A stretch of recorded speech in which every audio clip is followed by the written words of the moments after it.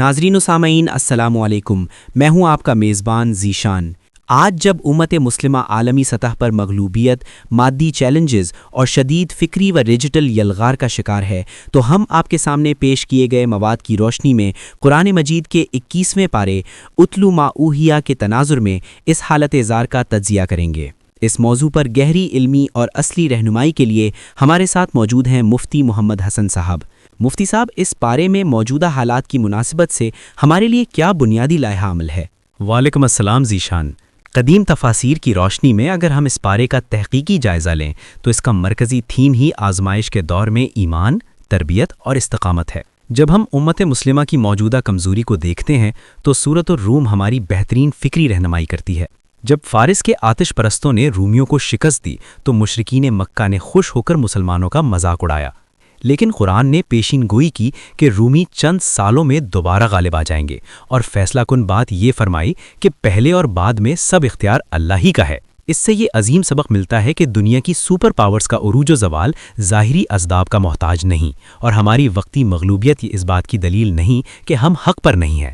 لہٰذا امت کو موجودہ عالمی حالات سے ہرگز مایوس نہیں ہونا چاہیے۔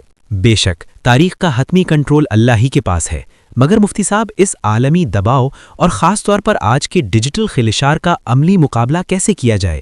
امت کے نوجوانوں کے لیے کیا لائحہ عمل ہے؟ ذیشان، اس کا نہایت جامع اور عملی لائحہ عمل سورۃ لقمان اور سورۃ العنکبوت میں موجود ہے۔ سب سے پہلے ہمیں اپنی روحانی بنیاد مضبوط کرنی ہے، کیونکہ اللہ کا فرمان ہے کہ نماز انسان کو بے حیائی سے روکتی ہے، اور آج کے انٹرنیٹ کی فحاشی اور فکری آلودگی کے خلاف یہ سب سے بڑی ڈھال ہے۔ اس کے علاوہ سورۃ لقمان دراصل آج کے ڈیجیٹل ایتھکس کا مکمل نصاب فراہم کرتی ہے۔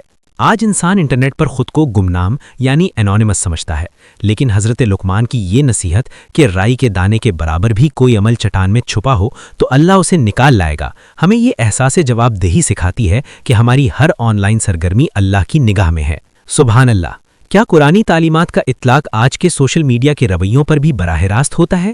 بالکل۔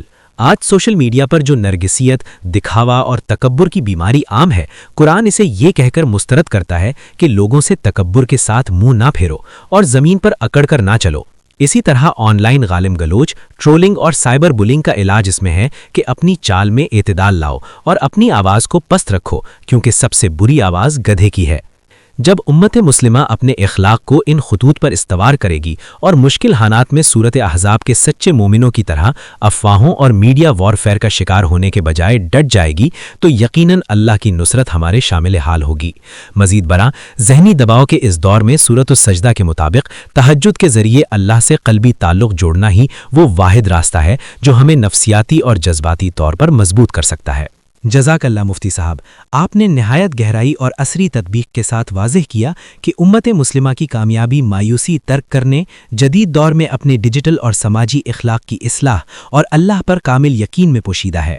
سامعین، امید ہے یہ گفتگو آپ کے لیے ایک مضبوط لائحہ عمل اور مشعل راہ ثابت ہوگی۔ اللہ حافظ۔